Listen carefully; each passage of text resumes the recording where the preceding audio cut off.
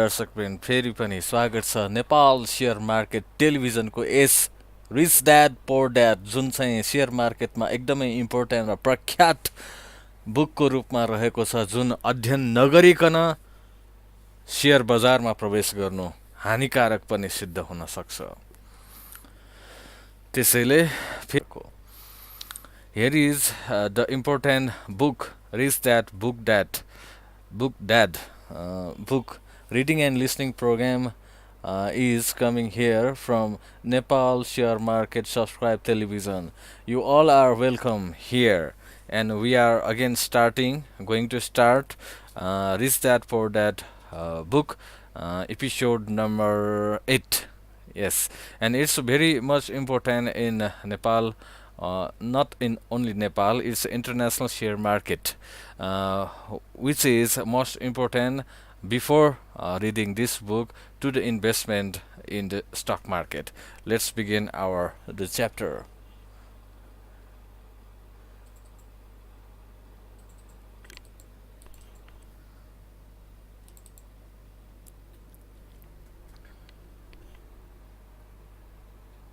The above box is an income statement, often called a profit and loss statement.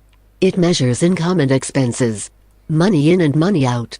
The bottom diagram is the balance sheet. It is called that because it is supposed to balance assets against liabilities. Many financial novices don't know the relationship between the income statement and the balance sheet. That relationship is vital to understand. The primary cause of financial struggle is simply not knowing the difference between an asset and a liability. The cause of the confusion is found in the definition of the two words. If you want a lesson in confusion, simply look up the words asset and liability in the dictionary. Now it may make sense to trained accountants, but to the average person, it may as well be written in Mandarin. You read the words in the definition, but true comprehension is difficult. So as I said earlier, my rich dad simply told two young boys that assets put money in your pocket. Nice, simple and usable. This is cash flow pattern of a liability.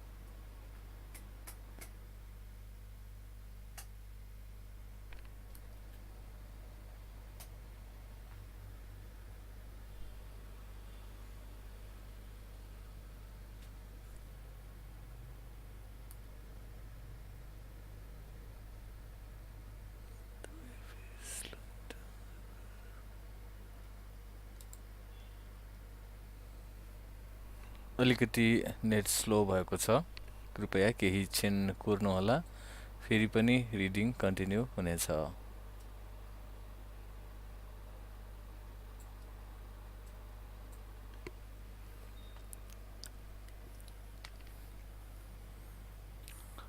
हजुर सबैलाई पनि नमस्कार छ। Govind Chapagain, Shiv Bahadur Thapa, Sudeep Humagai, Ramji रसिली, one बहादुर Saud, Sushant थापाजी, हामी लगातार rich dad पोर dad बुकको episode number 8 मा हामी पुगेका छौँ र यो अब केही नेट स्लो भएको कारणले थोरै चाहिँ रिडिङमा चाहिँ प्रब्लम आएको देखिन्छ।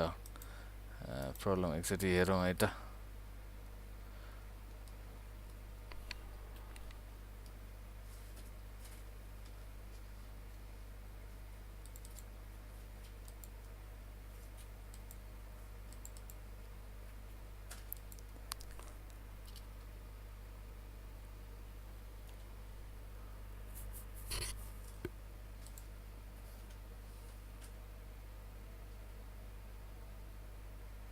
वेब पेजको डोमेन चाहिँ स्लो भएको रहेछ।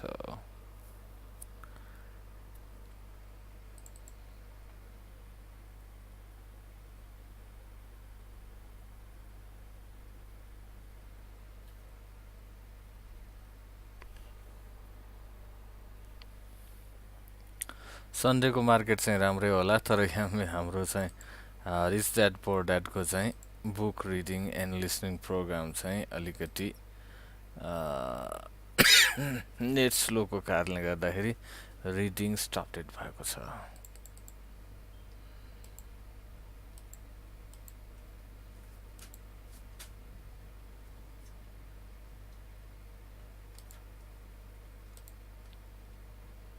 फेरि पनि rejoin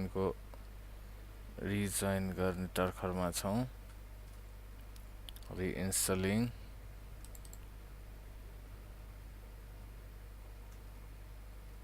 The above box is an income statement, often called a profit and loss statement. It measures income and expenses, money in and money out. The bottom diagram is the balance sheet. It is called that because it is supposed to balance assets against liabilities.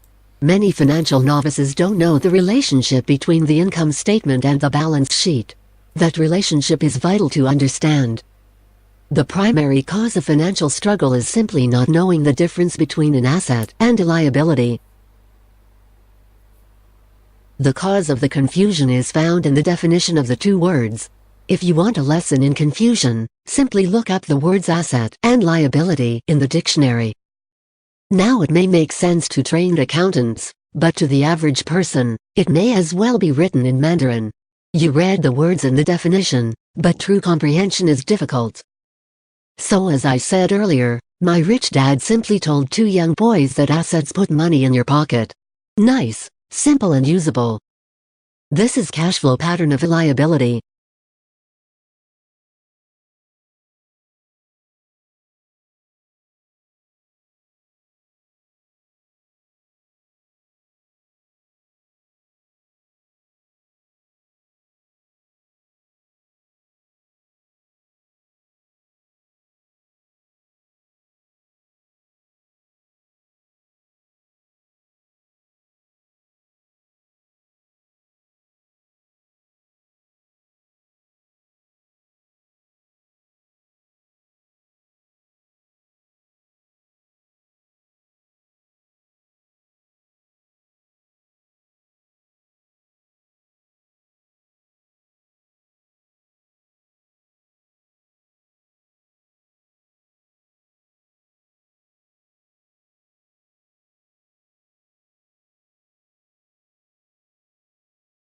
Now that assets and liabilities have been defined through pictures, it may be easier to understand my definitions in words.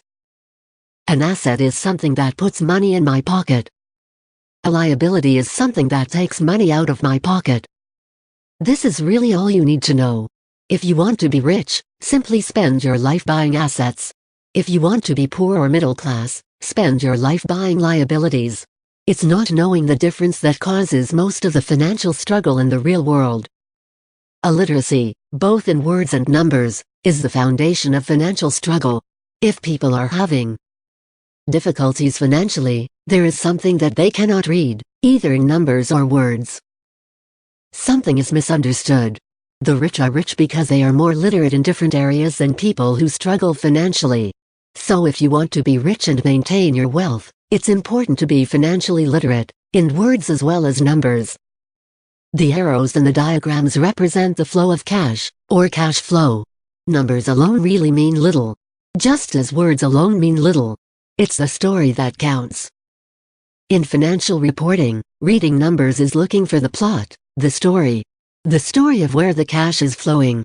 In 80% of most families, the financial story is a story of working hard in an effort to get ahead. Not because they don't make money, but because they spend their lives buying liabilities instead of assets. For instance, this is the cash flow pattern of a poor person, or a young person still at home. Job provides income dash greater than expenses, taxes, food, rent, clothes, fund, transportation. Asset none. Liability none. This is the cash flow pattern of a person in the middle class. Job provides income dash greater than expenses, taxes, food, mortgage, clothes, fund, transportation. Asset none. Liability mortgage, consumer loans, credit cards. This is the cash flow pattern of a wealthy person.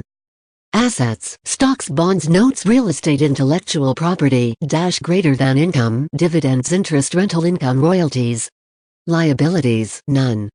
All of these diagrams were obviously oversimplified. Everyone has living expenses, the need for food, shelter and clothing. The diagrams show the flow of cash through a poor, middle class or wealthy person's life. It is the cash flow that tells the story.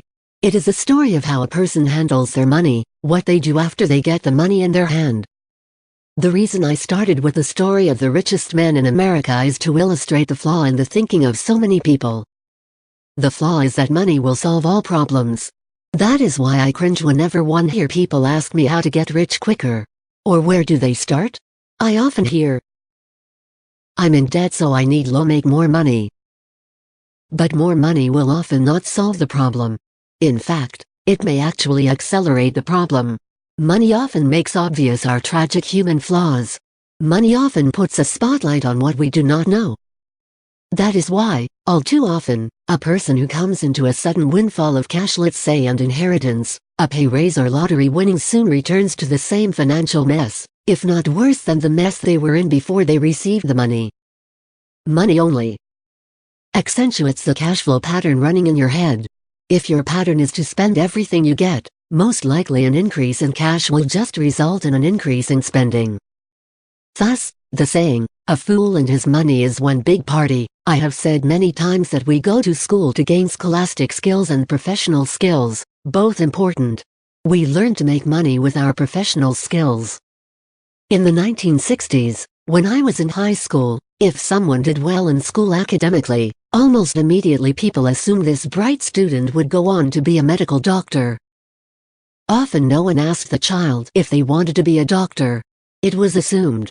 It was the profession with the promise of the greatest financial reward. Today, doctors are facing financial challenges I would not wish on my worst enemy.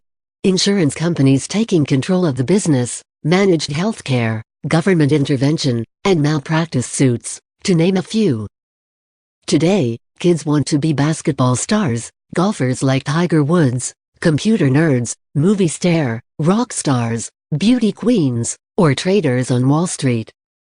Simply because that is where the fame, money and prestige is. That is the reason it is so hard to motivate kids in school today. They know that professional success is no longer solely linked to academic success, as it once was. Because students leave school without financial skills, millions of educated people pursue their profession successfully, but later find themselves struggling financially. They work harder, but don't get ahead. What is missing from their education is not how to make money, but how to spend money, what to do after you make it. It's called financial aptitude, what you do with the money once you make it, how to keep people from taking it from you, how long you keep it, and how hard that money works for you. Most people cannot tell why they struggle financially because they don't understand cash flow. A person can be highly educated, professionally successful and financially illiterate. These people often work harder than they need to because they learned how to work hard, but not how to have their money work for them. The story of Bao, the quest for a financial dream, turns into a financial nightmare.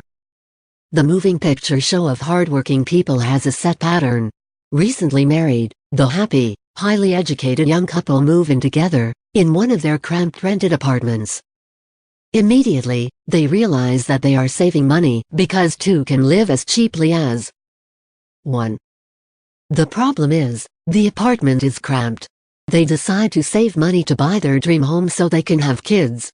They now have two incomes, and they begin to focus on their careers. Their incomes begin to increase. As their incomes go up, their expenses go up as well. The number one expense for most people is taxes. Many people think it's income tax, but for most Americans their highest tax is Social Security. As an employee, it appears as if the Social Security tax combined with the Medicare tax rate is roughly 7.5%, but it's really 15% since the employer must match the Social Security amount. In essence, it is money the employer cannot pay you. On top of that, you still have to pay income tax on the amount deducted from your wages for Social Security tax, income you never received because it went directly to Social Security through withholding. Then, their liabilities go up. This is best demonstrated by going back to the young couple. As a result of their incomes going up, they decide to go out and buy the house of their dreams. Once in their house, they have a new tax, called property tax. Then, they buy a new car, new furniture and new appliances to match their new house. All of a sudden, they wake up and their liabilities column is full of mortgage debt and credit card debt. They're now trapped in the rat race. A child comes along. They work harder. The process repeats itself. More money and higher taxes, also called bracket creep. A credit card comes in the mail. They use it. It maxes out. A loan company calls and says their greatest asset, their home, has appreciated in value. The company offers a bill consolidation loan because their credit is so good, and tells them the intelligent thing to do is clear off the high-interest consumer debt by paying off their credit card. And besides, interest on their home is a tax deduction. They go for it, and pay off those high-interest credit cards. They breathe a sigh of relief. Their credit cards are paid off. They've now folded their consumer debt into their home mortgage. Their payments go down because they extend their debt over 30 years. It is the smart thing to do. Their neighbor calls to invite them to go shopping. The Memorial Day sale is on. A chance to save some money. They say to themselves, I won't buy anything. I'll just go look. But just in case they find something, they tuck the clean credit card inside their wallet. I run into this young couple all the time. Their names change, but their financial dilemma is the same. They come to one of my talks to hear what I have to say. They ask me, can you tell us how to make more money? Their spending habits have caused them to seek more income. They don't even know that the trouble is really how they choose to spend the money they do have, and that is the real cause of their financial struggle. It is caused by financial illiteracy and not understanding the difference between an asset and a liability. More money seldom solves someone's money problems. Intelligence solves problems. There is a saying a friend of mine says over and over to people in debt. If you find you have dug yourself into a hole, stop digging. As a child, my dad often told us that the Japanese were aware of 3 powers. The power of the sword, the jewel and the mirror. The sword symbolizes the power of weapons. America has spent trillions of dollars on weapons and, because of this, is the supreme military presence in the world. The jewel symbolizes the power of money. There is some degree of truth to the saying. Remember the golden rule. He who has the gold makes the rules. The mirror symbolizes the power of self-knowledge. This self-knowledge, according to Japanese legend, was the most treasured of the 3. The poor and middle class all often allow the power of money to control them. By simply getting up and working harder, failing to ask themselves if what they do makes sense, they shoot themselves in the foot as they leave for work every morning. By not fully understanding Nayani, the vast majority of people allow the awesome power of money to control them. The power of money is used against them. If they used the power of the mirror, they would have asked themselves, does this make sense? All too often, instead of trusting their inner wisdom, that genius inside of them, most people go along with the crowd. They do things because everybody else does it. They conform rather than question. Often, they mindlessly repeat what they have been told. Ideas such as diversify or your home is an asset. Your home is your biggest investment. You get a tax break for going into greater debt. Get a safe job. Don't make mistakes. Don't take risks. It is said that the fear of public speaking is a fear greater than death for most people. According to psychiatrists, the fear of public speaking is caused by the fear of ostracism, the fear of standing out, the fear of criticism, the fear of ridicule, the fear of being an outcast.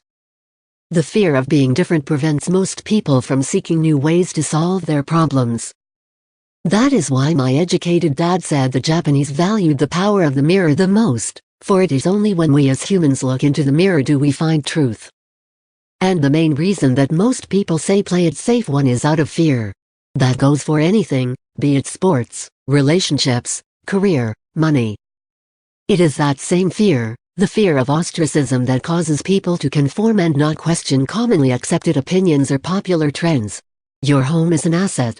Get a bill consolidation loan and get out of debt. Work harder. It's a promotion. Someday I'll be a vice president. Save money. When get a raise, I'll buy us a bigger house. Mutual funds are safe. Tickle Me Elmo dolls are out of stock, but I just happen to have one in back that another customer has not come by for yet. Many great financial problems are caused by going along with the crowd and trying to keep up with the Joneses. Occasionally, we all need to look in the mirror and be true to our inner wisdom rather than our fears. By the time Mike and I were 16 years old, We began to have problems in school. We were not bad kids. We just began to separate from the crowd. We worked for Mike's dad after school and on the weekends. Mike and I often spent hours after work just sitting at a table with his dad while he held meetings with his bankers, attorneys, accountants, brokers, investors, managers and employees. Here was a man who had left school at the age of 13, now directing, instructing, ordering and asking questions of educated people. They came at his beck and call, and cringed when he did not approve of them. Here was a man who had not gone along with the crowd. He was a man who did his own thinking and detested the words, "We have to do it this way because that's the way everyone else does it." He also hated the word can't. If you wanted him to do something, just say, "I don't think you can do it." Mike and I learned more sitting at his meetings than we did in all our years of school, college included. Mike's dad was not school educated, but he was financially educated and successful as a result. He used to tell us over and over again, an intelligent person hires people who are more intelligent than they are. So Mike and I had the benefit of spending hours listening to and, in the process, learning from intelligent people. But because of this, both Mike and I just could not go along with the standard dogma that our teachers preached, and that caused the problems. Whenever the teacher said, "If you don't get good grades, you won't do well in the real world," Mike and I just raised our eyebrows. When we were told to follow set procedures and not deviate from the rules, we could see how this schooling process actually discouraged creativity. We started to understand why our rich dad told us that schools were designed to produce good employees instead of employers. Occasionally Mike or I would ask our teachers how what we studied was applicable, or we asked why we never studied money and how it worked. To the later question, we often got the answer that money was not important, that if we excelled in our education, the money would follow. The more we knew about the power of money, the more distant we grew from the teachers and our classmates. My highly educated dad never pressured me about my grades. I often wondered why. But we did begin to argue about money. By the time I was 16, I probably had a far better foundation with money than both my mom and dad. I could keep books. I listened to tax accountants, corporate attorneys, bankers, real estate brokers, investors and so forth. My dad talked to teachers. One day, my dad was telling me why our home was his greatest investment. A not too pleasant argument took place when I showed him why I thought a house was not a good investment. The following diagram illustrates the difference in perception between my rich dad and my poor dad when it came to their homes. One dad thought his house was an asset, and the other dad thought it was a liability. I remember when I drew a diagram for my dad showing him the direction of cash flow. I also showed him the ancillary expenses that went along with owning the home. A bigger home meant bigger expenses, and the cash flow kept going out through the expense column. Today, I am still challenged on the idea of a house not being an asset. And one know that for many people, it is their dream as well as their largest investment. And owning your own home is better than nothing. I simply offer an alternate way of looking at this popular dogma. If my wife and I were to buy a bigger, more flashy house, we realize it would not be an asset, it would be a liability, since it would take money out of our pocket. So here is the argument I put forth. I really do not expect most people to agree with it because a nice home is an emotional thing. And when it comes to money, high emotions tend to lower financial intelligence. One know from personal experience that money has a way of making every decision emotional. 1. When it comes to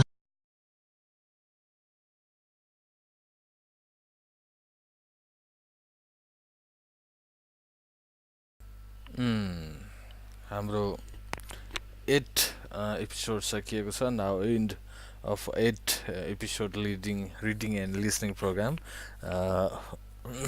After this, tomorrow we will go to the 9th episode. भोलि हामी 9 एपिसोडमा जानेछौँ.